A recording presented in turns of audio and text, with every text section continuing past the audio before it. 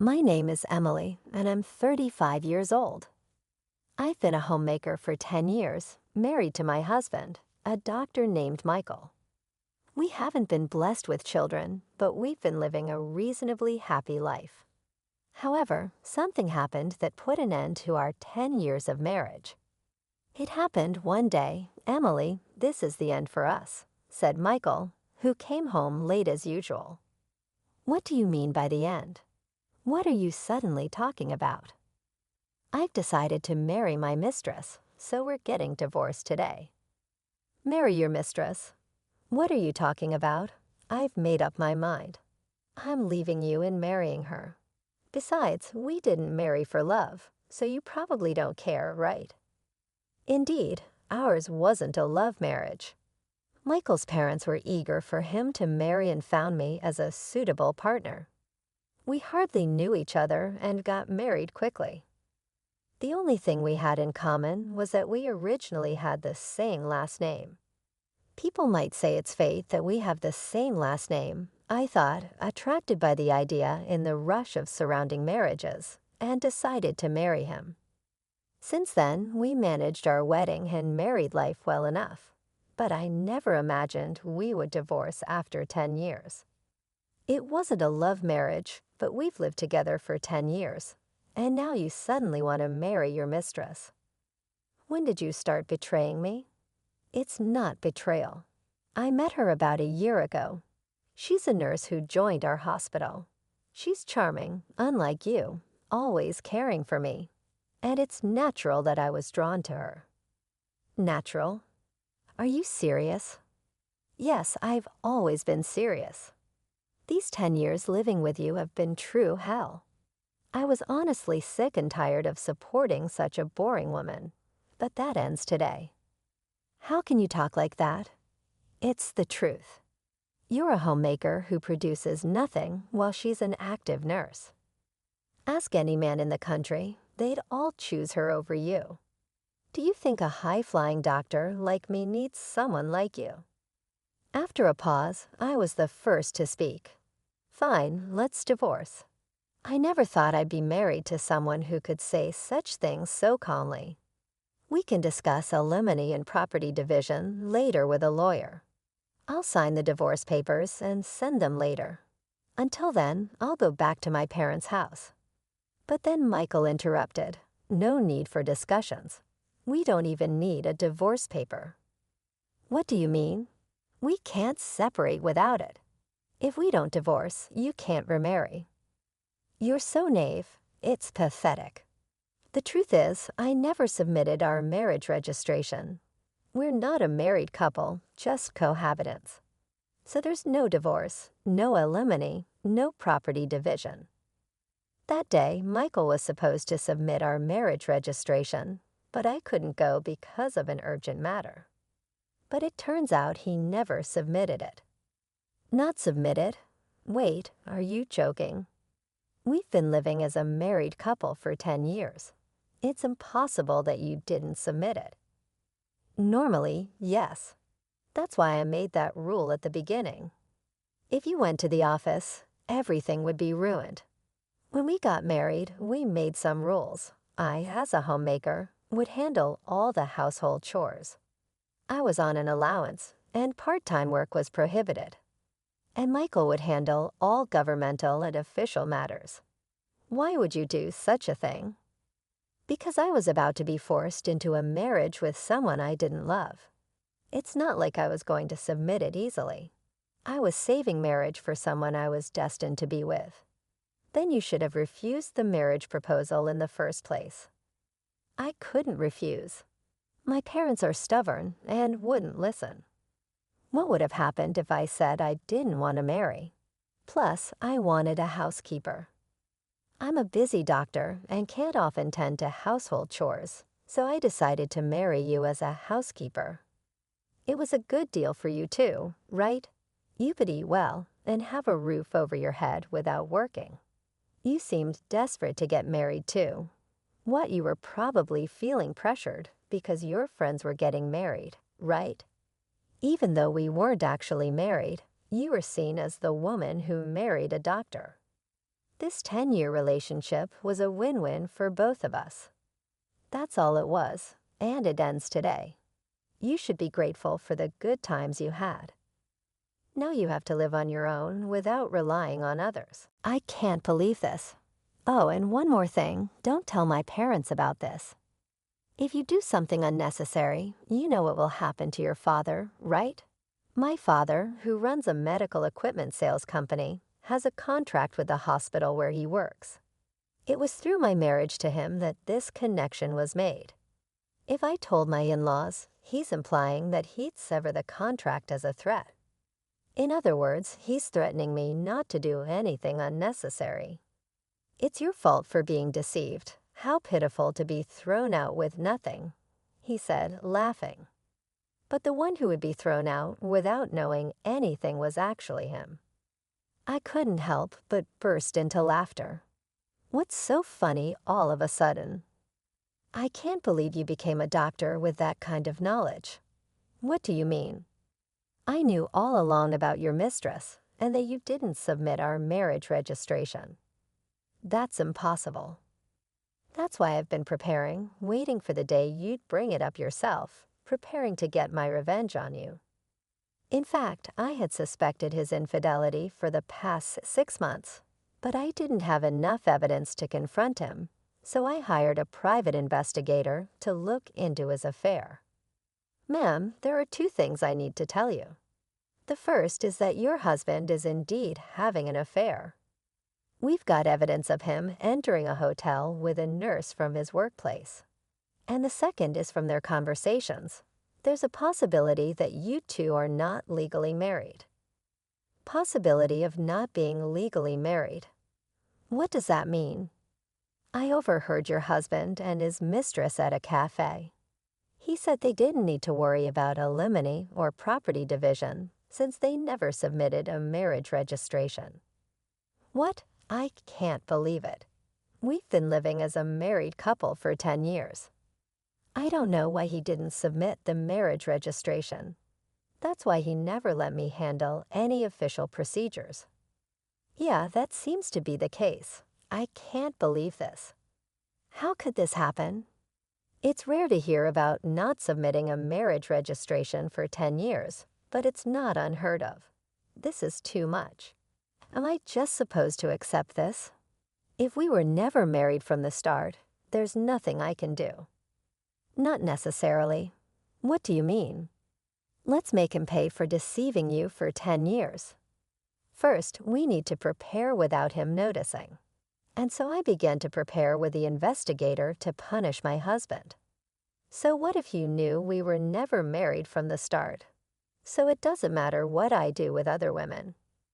I don't need to take any responsibility, he said. I was pitiful for not knowing anything, but it seems you are the one who was pitiful. What do you mean? We're considered to be in a common law relationship on paper. So what you might not know, but you can actually claim alimony and divide property in a common law relationship. What? He didn't know that registering as a de facto marriage would backfire on him. You can make claims in a common law relationship. It's not well known, but yes, you can. Of course, there are some conditions, but looking at your case, it seems you meet them. What are these conditions? The common law relationship is established based on these 2 criteria. First, both parties must have the intention to marry. If it's just living together, that's cohabitation. Mutual intent to marry is key. That seems subjective and hard to judge. For instance, if you had a wedding ceremony or recognized as a couple by others, it can be acknowledged. We've had a wedding ceremony, and our parents and friends know us as a couple. Then the first criterion is met. The second is living as if married. This includes sharing household life for over 3 years. You've been living together as a couple for over 10 years. As a homemaker, you've obviously shared the household finances. This is recognized as a marital relationship. So that means if you can provide proof of what we discussed, you can claim alimony and divide property. I'm not an expert in this area, so I'll introduce you to a lawyer. You can work with them to bring him down. After consulting the lawyer I was referred to, I was told that I could indeed claim alimony and property division from my husband. So I'm going to demand alimony and property division from you. I informed my husband, who turned pale. His confidence, which had looked down on me just a moment ago, was gone. But even if you can claim alimony and property division, you're just an unemployed woman. Do you plan to rely on your parents after being kicked out? Didn't I say I was preparing? I've already found a job starting next month. I've also got my eye on a new place. Don't worry about me. What? He thought I, a clueless homemaker, would be helpless, but the tables had turned. Ail us, so I'll make sure to discuss this with your parents. Just so you know, do you not care what happens to your father? If they want to break the contract, let them. What, sure, you were the link to the hospital, but the contract continued because of my father and his company's efforts. Whether or not they keep the contract is up to them. Let's see if they'll break a contract just because the doctor's wife of 10 years was a lie. Try saying that, you. My father and I won't be affected if the contract is broken over this. It only shows the depth of their trust. We'll just find another hospital to partner with. Saying this, I took out my phone. You're not calling your parents, are you? That's exactly what I'm doing. Our parents think we're still married. It's only natural to inform them if this relationship is ending. Then, to my surprise, my husband began to apologize to me. Please let me talk to them. Don't call. Why? You know how strict my parents are. If they find out about this, I'm done. What does that have to do with me, huh? You're asking me not to tell the truth because your parents are strict. Are you kidding? You could have refused the marriage from the start if you didn't intend to marry. After 10 years of a selfish marriage, you're afraid of your parents finding out. I can't accept such a convenient story. But I can't accept your story. I'll make sure to tell both your parents and mine. And so I called both sets of parents. All four were shocked upon hearing my story. A meeting was promptly arranged at our house. I've heard everything over the phone. Is it true that you pretended to be married for 10 years without submitting a marriage registration? Speak up, you foolish son. It's true. I didn't submit it. Why would you do such a thing? Didn't you think about how Emily would feel? I had no choice. No choice, you say? How can you even say that? It's actually your fault, Dad and Mom. I didn't want to get married, yet you started looking for a bride on your own, saying it was time I got married. You arranged meetings and tried to force a marriage on me. You're the one who agreed to the marriage, aren't you? I had to agree. If I had refused, you would have made a fuss about it. So I decided to get married. If you were resolved to marry, why didn't you submit the marriage registration? I read about a man on the internet who was in the same situation. He didn't want to marry but had to because of his parents. He lived a married life without submitting the registration, then revealed the truth when he found someone he truly loved. That's appalling. And what happened to that guy in the end? He's now married to the person he loves and has a real marriage. So I too will marry my girlfriend and have a real marriage. Then my parents, who had been silent until now, spoke up. A real marriage, huh? Sure, you might not have had a love marriage, but do you remember what you said at the wedding? We will never forget to care for each other and build a home full of smiles. What did those words mean to you? What were we shown then? We sent our daughter to you hoping for her happiness, but you deceived her for 10 years without submitting a marriage registration. Did you build a home full of smiles? Now you're leaving her for another woman. Can someone who acts without a shred of care, even if they change partners, truly have a real marriage? Well, I was happy you married our daughter, not just because you were a doctor. I thought she could build a happy home with someone as sincere as you, but it seems we were mistaken and deceived. And you threatened our daughter. If she told us about this, you'd cut off the contract with our company. What? Seriously? If you're going to threaten our daughter, we'll cut off the contract ourselves. Be warned, we will tell the truth when asked why. If you do that, there'll be rumors at the hospital. Well, yes, but that's the result of your own actions. You were the one who threatened us with cutting off the contract. My husband was in complete panic at this unexpected turn of events. Please wait. This is getting out of hand. Let's just talk. At that moment, my father-in-law grabbed my husband by the collar. Furious, we didn't raise you to be such a scoundrel. What were you thinking? Father, please stop. By not submitting the marriage registration, you might have thought you were doing yourself a favor. But because of your selfish actions, Emily was strung along for 10 years. What were you thinking causing such trouble to others? The living room fell silent. My husband, faced with my father-in-law's words, had nothing more to say. Emily and your parents, I'm truly sorry for the trouble caused by this idiot. No, your parents shouldn't apologize. It's not your fault. However, it's partly our responsibility as parents for letting him act this way. For now, we'll take him home and make sure he doesn't continue his reckless behavior. We'll deal with the aftermath properly. We're very sorry for all this. And with that, my husband was taken away by his parents back to his childhood home. You've been through a lot. For now, you should come back home and rest. We'll think about what to do next later. You don't need to worry about anything right now. My parents thought I was completely exhausted and deceived. They spoke to me with such kindness. Thank you, but I won't go back home yet. I still have things I need to do. I declined their offer and stayed in my own home. What I had to do was prepare for the final settlement with my now ex-husband. Gathering evidence for our common law relationship, I was getting ready to claim alimony and divide our assets.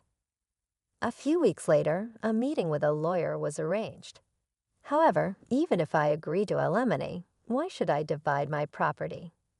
She's been a homemaker for 10 years, never working a day. All the furniture, clothes, food, I paid for everything. Now you're telling me to hand over the money I worked hard for, the furniture I bought. He rented, unable to accept that his money would be shared with me. Yes, that's correct. The money you earned and the furniture are subject to property division. Why does it have to be like that? Who did the housework while you were working? Who cooked meals with the groceries you bought? That's irrelevant now. No, it's very relevant. A homemaker is entitled to property division because housework and childcare have economic value. Speaking as a human, not just a lawyer, do you think housework is something anyone can do? That it's just expected of a homemaker. The reason you could live freely is because of her support. Don't get that wrong. And this situation is a result of your actions, yet you have the audacity to be selfish. What did you say? Never mind anyway. She's entitled to half of the assets for property division. That's how it is. Damn, regarding alimony, we intend to claim $100,000 from you. $100,000? Why so much for a relationship that wasn't even a marriage? It's precisely because you weren't married. Normally, alimony claims in common law relationships range from $10,000 to $40,000. However, in your case, you pretended to be married for 10 years and selfishly tried to kick her out when you found someone else. The amount is determined by the severity and duration of your actions. But still, you may think 10 years is just a short time, but it's longer than you realize. During that time, she devoted herself to you, believing you were a married couple. You have no right to complain after betraying her. a perfect rebuttal. He couldn't say anything and reluctantly agreed to my demands. Then I also sent a notice of claim for alimony to his mistress. I knew who and where she was thanks to the investigator. As he had said, she was a nurse working at the same hospital. The mistress, having heard from him that there was no possibility of alimony or property division, must have been utterly shocked by the contents of the claim. Wait a minute. This isn't what you told me. What do you want? I told you not to talk to me at the hospital. I got this from your wife. You said there wouldn't be any alimony because we weren't married. What's this all about? I later learned that in a panic after being served with the alimony claim from me, she confronted him at the hospital with the notice I had sent. Okay, let's talk about this later. Not here. There are too many people around. We'll both be in trouble if this turns into a rumor. I don't care about that. I can't pay this kind of alimony. You said it was okay, so you should pay. Pay it for me. What? I won't pay a penny. You were the one who wanted this relationship. You said I was the only one for you, that you wanted to marry me. Hey, quiet down. Everyone can hear us. Just so you know, I'm not in the wrong here. If you want to make amends with your wife, do it yourself. Tell her I don't owe her a penny, that you'll take care of everything. This exchange led to the revelation of their affair to the entire hospital. It quickly became the talk of the place. And then the final blow was my father's request to the hospital. I apologize, but we would like to terminate our contract at the end of next month. Then the hospital, aware of the rumors, asked my father, "Excuse me for asking, but is the reason for canceling the contract related to Dr. Michael's affair?" It's already become a rumor. Yes, a nurse presumed to be involved caused quite a scene. I never imagined he had been pretending to be married for 10 years without submitting a marriage registration. I never expected it to turn out like this. You mean he never submitted the registration? Weren't you aware that he hadn't submitted the marriage registration? All we knew was that he, being married, had an affair. What do you mean he didn't submit the marriage registration? With my father's request, it was revealed that he had been deceiving me for 10 years by not submitting the marriage registration. This news spread among the other nurses. Dr. Michael deceived his wife for 10 years without submitting a marriage registration, and he had an affair with a nurse. How low?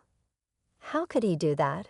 Can someone really not notice for 10 years? Apparently, Emily's maiden name was the same, and he managed all the official paperwork.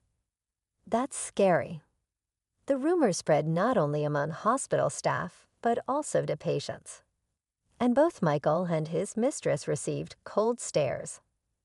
Unable to endure, they soon resigned from the hospital. As my father told me, "Did you manage to get the alimony?" Yes, I received payments from both him and his mistress.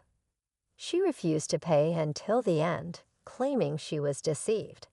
But the lawyer made it clear her argument wouldn't hold, and she reluctantly agreed to pay. That's good. What about you, Dad? Did the contract get canceled after all? No, that's off the table. He resigned, and since our company is trusted, the hospital asked us not to cancel the contract. We couldn't cancel it after they asked like that. That's a relief. Then I started a new life in a new place and was living happily. About 1.5 years later, my ex-husband contacted me. Is it true you got remarried? I had married a man I met at work, and somehow he had found out. I wondered whose number this was, going through the trouble of changing your number just to contact me. Just answer my question. Yes, I got married. You betrayed me. Betray? We were never legally married, so I didn't think it would matter to you. Right? That's a different matter, indeed. Things are different now. We're completely separated, so my marriage has nothing to do with you. Is that why you contacted me?" After I said this, he seemed at a loss for words. Then he taunted, "Of course, you're still unmarried, since you probably haven't submitted a marriage registration. You're that kind of woman." But things weren't as he imagined. "Unfortunately for you, my husband isn't the kind of person to do such terrible things. He knows all about your story. So to ensure I wouldn't feel anxious, we went to the office together to submit the registration. Sadly for you, things aren't as you thought. I can somewhat understand your wish for me to be unhappy, considering your own misery. But sorry, we're happily married." I told him this and hung up the phone.